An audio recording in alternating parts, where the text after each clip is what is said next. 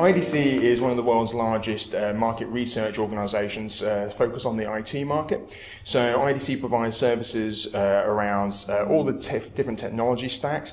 Also, IDC has capabilities around verticals for industry. So we call that our Insights group.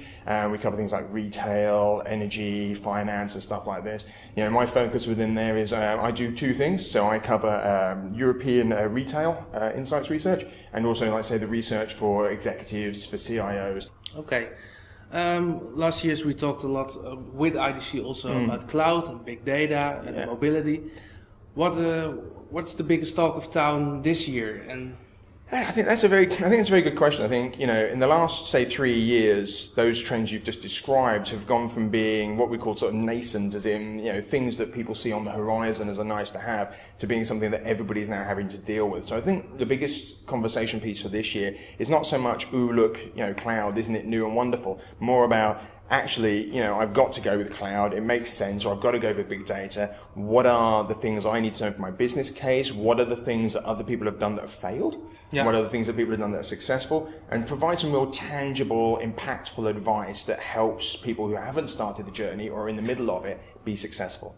What's your advice for IT organizations who want to cooperate more with the business but fail to do so? It's incredibly important for the CIO to... Right, so most CIOs don't report directly into CIOs, they report into CFOs, but they need to speak to all the C-level people that they work with as peers or equals. Even if they answer into them, they still need to speak to them as equals, and they need to build credibility. And the only way they're going to do that is to talk in a business context, provide transparency. One of the things I talked about in my presentation was setting up a IT committee at board level if possible. It depends on the size of the company.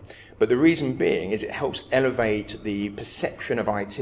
And in those meetings, it's all business sponsors, so nobody from IT. And the conversations are about the successes as well as the failures, but what are the lessons learned and how do they tie to the business?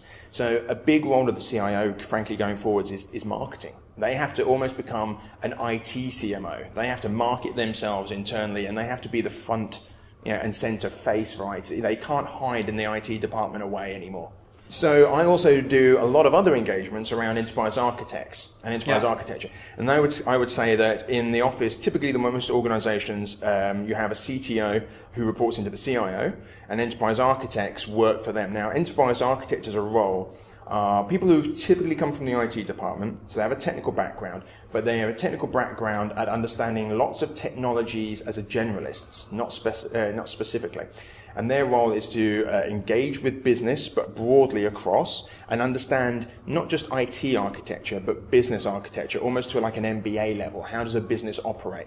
These roles act as a middleman between both the business and IT, and essentially are the CIO's first weapon, should we say, from a team perspective in building that relationship.